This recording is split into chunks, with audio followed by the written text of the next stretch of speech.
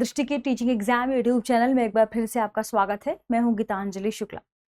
जैसा कि आप सभी जानते हैं, हम यहाँ DSSB के ज्योग्राफी सेगमेंट पर चर्चा कर रहे हैं, यानी ज्योग्राफी से रिलेटेड वे इंपॉर्टेंट टॉपिक जो आपकी परीक्षा की तैयारी के लिहाज से इंपॉर्टेंट हो सकते हैं, उन टॉपिक्स पर हम यहाँ चर्चा करते हैं।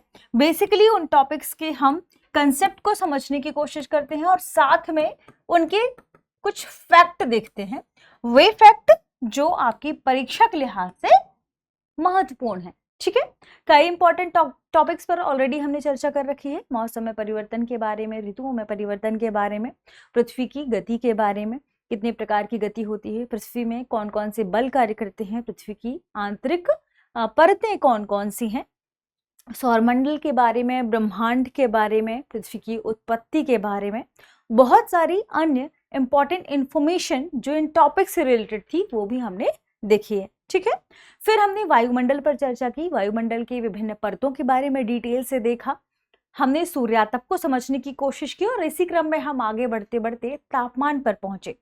ये सभी वीडियो आपको दृष्टि टीचिंग एग्जाम यूट्यूब चैनल पर मिल जाएंगी, आप जाकर विजिट करिए और अपने कंसेप्ट को और बेहतर करिए। ठीक है, आज किस खास टॉपिक पर चर्चा करेंगे, तो हम हमारे DSSB के ही ज्योग्राफी का जो सेगमेंट है उसके एक इंपॉर्टेंट टॉपिक तापमान पर चर्चा कर रहे थे।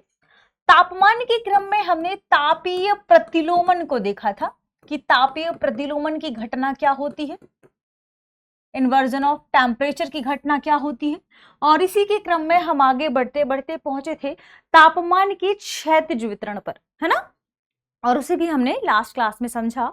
आज हम पढ़ने वाले हैं तापमान के प्रादेशीय वितरण को।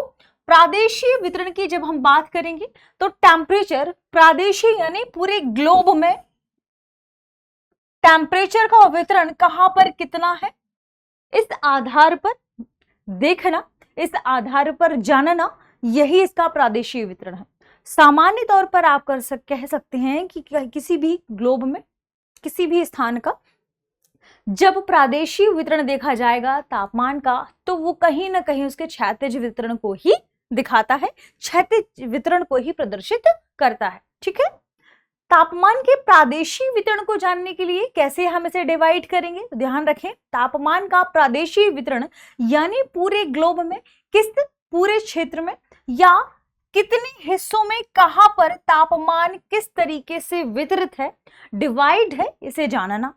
और इसे जानने के लिए पूरे ग्लोब को कुछ उपमंडलों में, कुछ अक्षांशों में बांटा गया है। इन अक्षांशीय रेखाओं के बारे में हमने पहले भी पढ़ा है और इसे डिटेल से समझने के लिए आप टीचिंग एग्जाम्स में ही यूट्यूब चैनल पर देखिएगा एक वीडियो जिसमें पृथ्वी के अक्षांश के बारे में बताया गया है।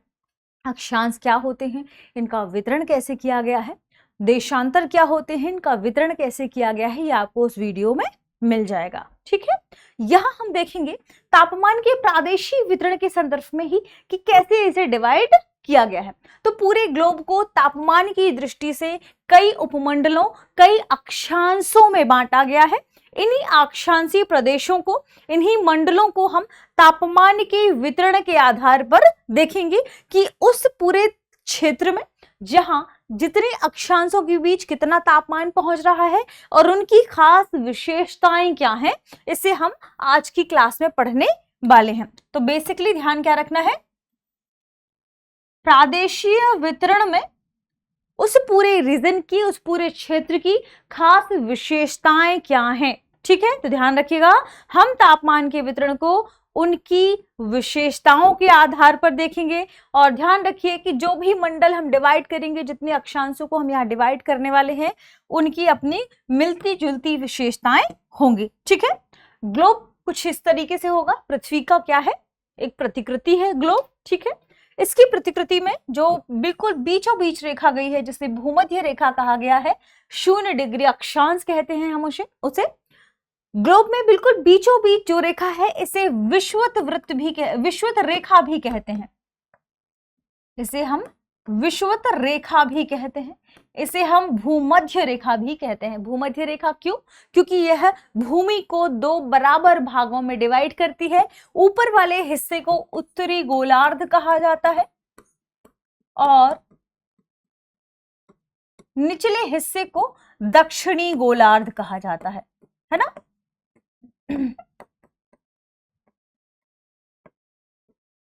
सूर्य से पड़ने वाले प्रकाश के फलस्वरूप, सूर्य से जो प्रकाश, सूर्य की जो रेखाएं पृथ्वी पर पड़ती हैं, उस आधार पर ही प्रादेशिक वितरण को डिवाइड किया गया है।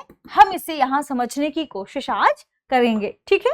ध्यान रखिए, भूमध्य रेखा से ऊपर की ओर जो अक्षांश है उन्हें हम नॉर्थ गोला, या आप कह सकते हैं नॉर्थ, पृथ्वी की उत्तरी हिस्से में जो अक्षांश है उन्हें हम उत्तरी अक्षांश कहेंगे, जो दक्षिण में है उन्हें हम दक्षिणी अक्षांश कहेंगे, ठीक है। और इसे हम ऐसे ही शो भी करते हैं। यदि आप शून्य के ऊपर जाएंगे तो जो 1 डिग्री नॉर्थ पर होगा उसे हम इस तरीके से डिनोट करेंगे, जो साउथ में होगा इसे 1 डिग्री साउथ, इस तरीके से करेंगे डिनोट, ठीक है, ध्यान रखिएगा। अब यहाँ पर इंपॉर्टेंट बात कि ताप के प्रादेशिक वितरण को उसकी तापमान की विशेषताओं के आधार पर अक्षांशों में जो डिवाइड किया गया है, उस आधार पर जो प्राचीन में लोग रहे हैं, यानी पुराने लोग जो रहे हैं, उन्होंने ही इसे 3 हिस्सों में डिवाइड किया, ठीक है। तो प्राचीन मतों के अनुसार जो पृथ्वी का प्रादेशिक वितरण है तापमान के आधार पर, वह 3 भागों में डिवाइड किया गया है। यह कौन कौन सा है? देखिए, पृथ्वी के इस हिस्से को या इन्हें कितने आधार पर बांटा गया है, तो प्राचीन मतों के अनुसार इन्हें 3 हिस्सों में बांटा गया है।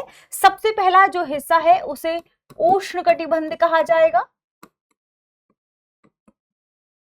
ध्यान रखिए, ये भी प्राचीन मतों के अनुसार हम पढ़ रहे हैं, इसलिए इसे में बहुत अधिक डिवाइडेशन अभी नहीं है, ठीक है।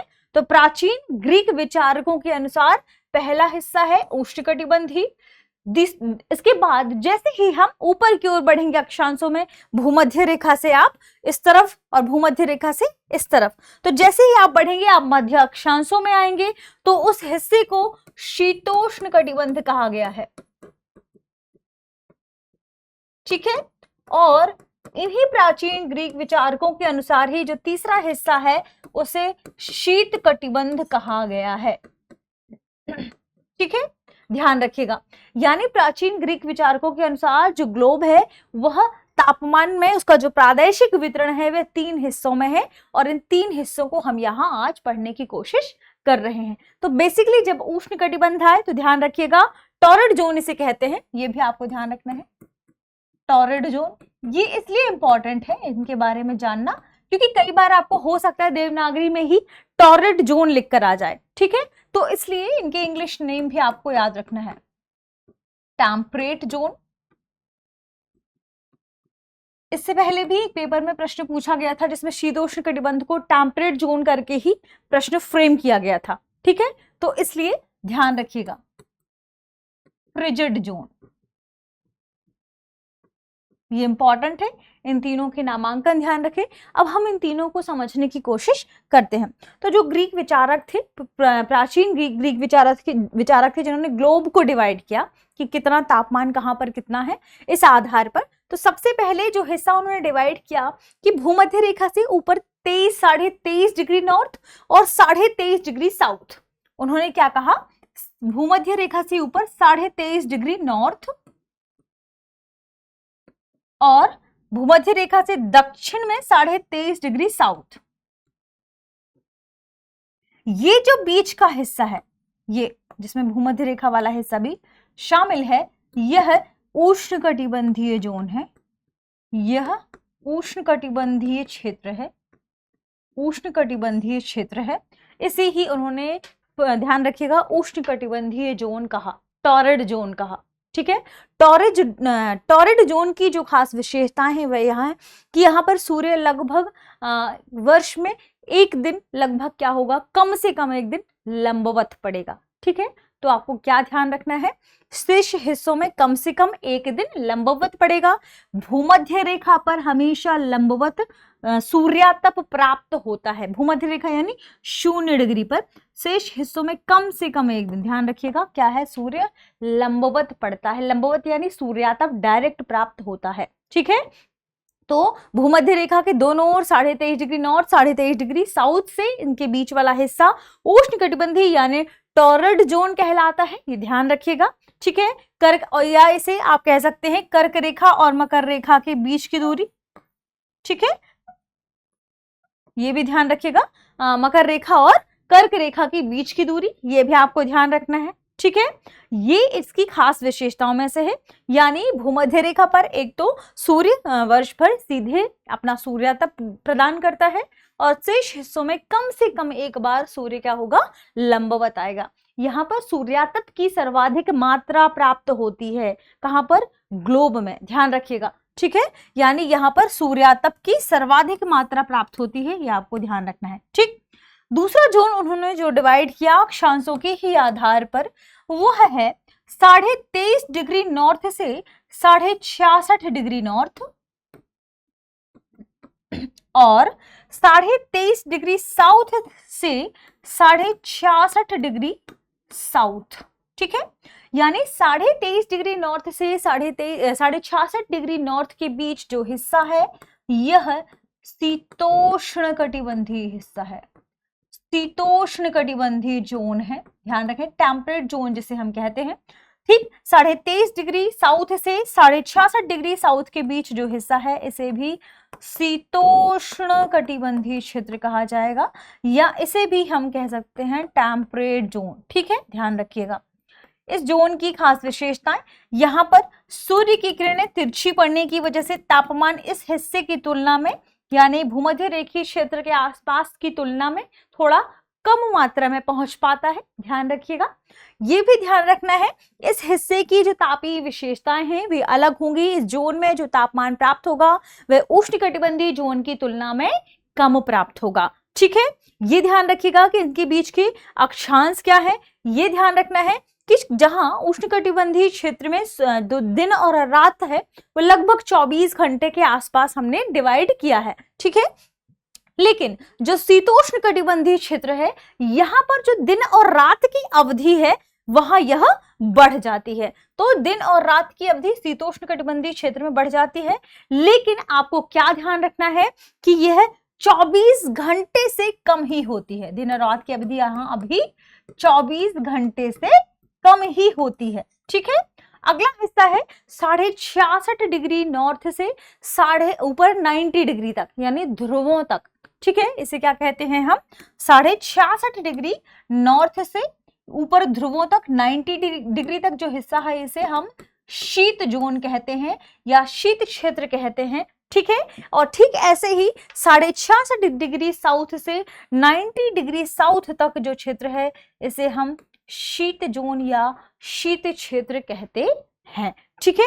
अभी हमने देखा था कि इस इलाके को क्या कहा जाता है, फ्रिजिड जोन, शुष्क हवा है। क्यों, आर्द्रता बिल्कुल कम हो जाएगी इस पूरे क्षेत्र में। जहां इस हिस्से में आर्द्रता सर्वाधिक होगी, वहीं शीतोष्ण कटिबंधीय हिस्से में इसकी तुलना में आर्द्रता कम होगी और यहाँ पर शीत जोन में शुष्क वायु प्राप्त होगी, ध्यान रखिएगा। ये इसलिए भी है क्योंकि यहाँ नमी नहीं मिल पाती है ना, वाष्पीकरण यहाँ क्या होगा, कम होता है। एक और इंपॉर्टेंट बात कि जो शीत जोन है, इस हिस्से में दिन और रात की अवधि और अधिक बढ़ जाती है, ठीक है। क्यों, जो सूर्य की किरणें हैं बहुत ही तिरछी मात्रा में यहाँ पड़ती हैं, तो तापमान बिल्कुल यहाँ कम प्राप्त होता है, ध्यान रखिएगा, ठीक है। यहाँ दिन और रात की जो अवधि है वह 6 महीने की होती है।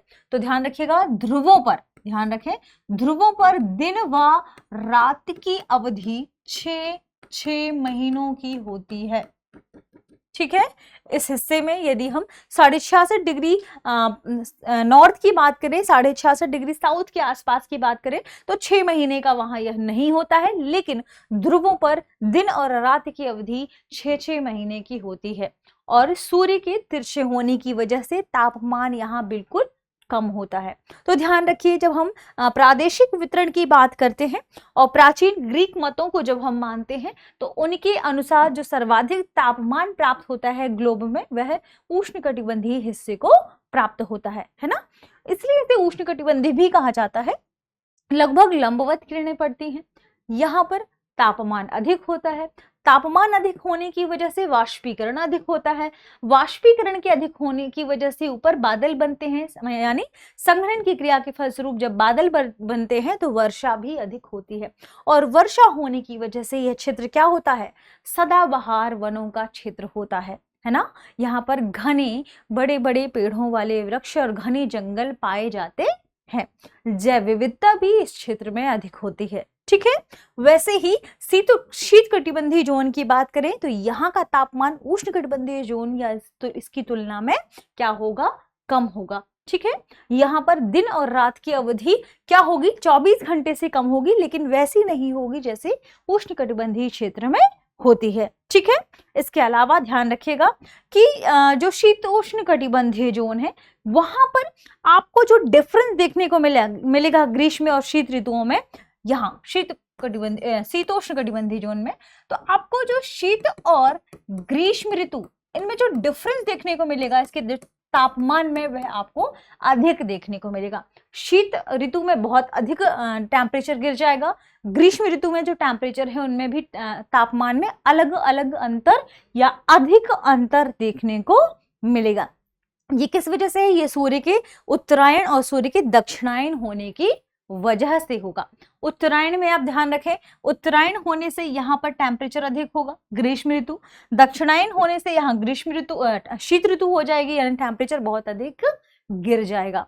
तो इस वजह से ऐसा कहा जाता है कि यहाँ शीत ऋतु और ग्रीष्म ऋतु में तापमान में अधिक अंतर देखने को मिलता है। ठीक है, जबकि जब हम शीत ऋतु की बात करते हैं तो अभी हमने बात की तिरछे होने की वजह से यहाँ वैसे भी तापमान कम होता है और ध्रुवों में 6-6 महीने की दिन और रात की अवधि होती है।